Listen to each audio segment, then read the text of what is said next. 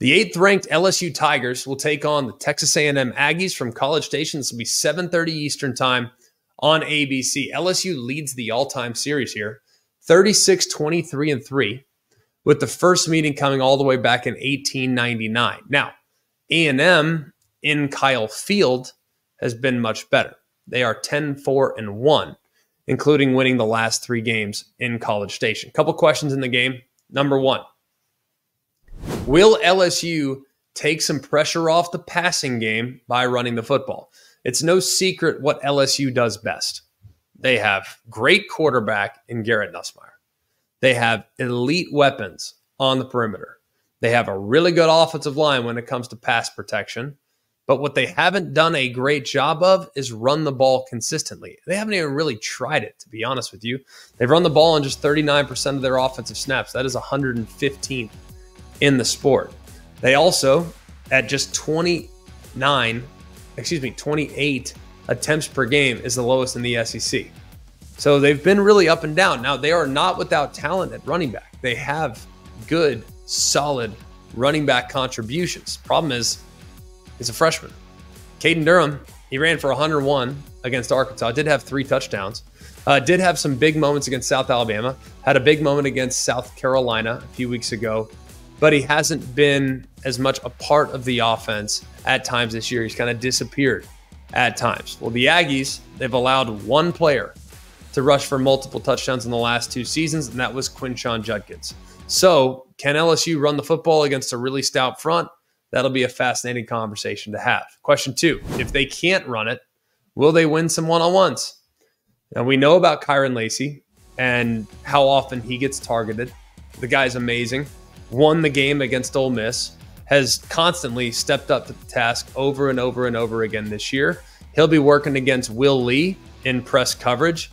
Those two, I would imagine they're going to get to know each other. Lacey's a really strong, physical, sure-handed wide receiver that is not at all afraid to try to post up on opposing defenders.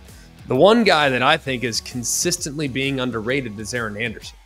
Now, he's averaging more per reception than Kyron Lacey, but is extremely explosive. He plays in the slot an awful lot, and if he gets one-on-ones against nickel defenders, like, he can crush you. So Aaron Anderson there in the slot is a guy that A&M is going to need to account for. And then to make life even more difficult, Mason Taylor. He's a big target. He's good on the checkdowns. He's very reliable on 3rd down and in the red zone. So keep an eye on Mason Taylor, who has really good length as well. They love him. They absolutely love him. So A&M, what they do is they just stay deep and they force you to just take the underneath stuff. Just dink and dunk and dink and dunk, which is why I think Mason Taylor has a chance in this game to be really impactful. Question 3, how much has LSU's defense improved? Now, if they get you behind the chains, we know they're really good. I think they have 2 guys along the line of scrimmage that will occupy the end spot in Braden Swinson, number 4, and Savion Jones, number 35. Those guys can breathe fire off the edge. They'll move them around, and sometimes they'll slide them inside and all these other things for sure. But those 2 guys can take over the game if you let them. But the other guy that has emerged in recent weeks is number 40. That's Whit Weeks. He is awesome. Yeah, you'll love watching this guy play regardless of what team you cheer for. Whit Weeks, his emergence the last few weeks has taken this defense to the next level. So keep an eye on him. And then the return of Zy Alexander has been massive. He's allowed just 6 completions on 18 targets this year. He has a couple pass breakups, a couple picks. He's now healthy, coming off a knee injury 11 months ago, and he's been playing his best football the last few weeks. So that's something worth watching. Can A&M create some opportunities against this defense, especially in the secondary and especially against the safeties, because that might be the liability for the LSU Tigers. Question 4, which Connor Wigman are we going to get? Now, we have seen Connor Wigman absolutely crush opponents, but we have seen Connor Wigman kind of elevate and dissipate from time to time as well. Now, Wigman, he sprained his AC joint there against Notre Dame back in August. Underwhelming in that game prior to the sprain. He was just 12 for 30 for 100 yards and a couple picks. Well, he played against McNeese, aggravated it in practice a couple weeks later, and then decided to just be sidelined. Hey, let's heal up. Let's get things going. They put in another quarterback in Marcel Reed, who's a good fit for the system. He did an adequate job. And then Wigman's back to 100%. He starts against Mizzou, and I think he played the best game of his career. That game against Mizzou or the game against Miami last year, I know you'll look at the numbers and you'll think, oh, the numbers really weren't that impressive. If you watch the game and the throws that he was asked to execute against Miami, those are his two best performances in an Aggie uniform. Well, he was lights out against Mizzou. 82% completion. He was 18-22.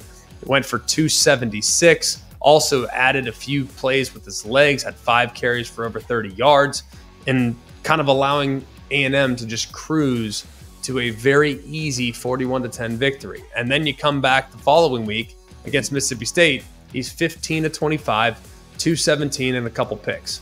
But there were a bunch of off-target throws as well. Now, there were some good moments. I mean, you look at some of the throws, like touchdown to Noah Thomas. At times, like he's made some good throws this year, but it has been a little bit inconsistent. So if you get good wigman, look out. But if you get bad wigman, as far as decision-making is concerned, then this will be a different animal for LSU when taking on the Aggie offense, because we know the Aggies can run the football. Feel good about that. That group's really solid along the offensive line, and they got some backs that can take over the game. But if you have the quarterback thrown to the opposite team, that is something that I would be concerned about. And then question 5, can LSU protect Garrett Nusmeier? Now, A&M, their defense is really all about the pass rush.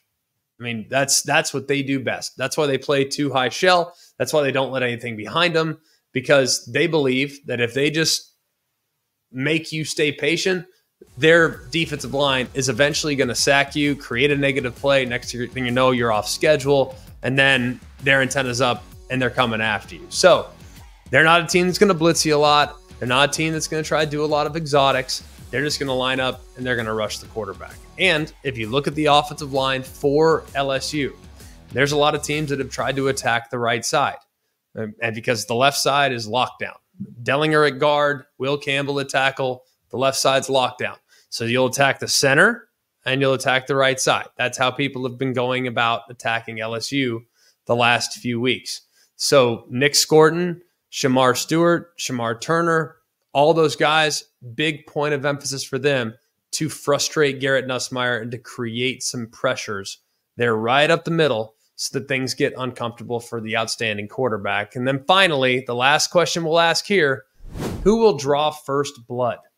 Getting ahead early has been massive for A&M when playing in College Station. Since they joined the SEC back in 2012, they are 51-12 at home when scoring first, and they are just 10-11 when their opponent scores first. It's a really tough one to figure out because I can see both sides. I really like A&M. I like what they've done up to this point, and I'm telling you, I really like LSU.